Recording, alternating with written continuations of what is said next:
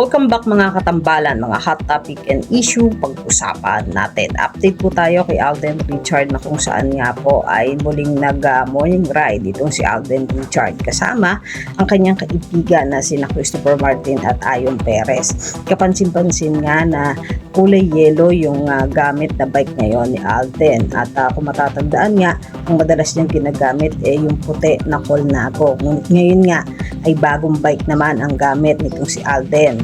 Makikita naman doon sa video na talaga namang enjoy na enjoy sina Christopher Martin at Alden Richard sa pagbibisikleta.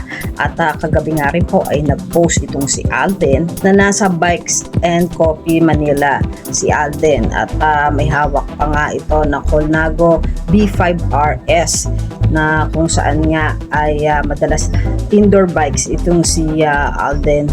Makikita nga doon sa picture na naka all black at napakagwapo nga nito. Samantalang si Catherine Bernardo naman po paayos ng kanyang buhok sa 01 ay pinost naman ito at makikita naman talaga na napakaganda nitong sikat sa bago niyang look at talaga namang enjoy na enjoy sikat doon sa pagpapaayos nga niya ng buhok sa 01 at bagay na bagay naman yung looks ngayon ni Kat. Makikita doon na talagang enjoy na enjoy sikat at iba-ibang posing yung ginawa niya after ng pagpapaayos nga niya ng buhok doon sa 01. At yan yung mga update natin ngayon kay Alden at kay Catherine. Kayo mga katambalan, ano ang masasabi nyo? Mag-comment lang sa comment section at pag-usapan natin.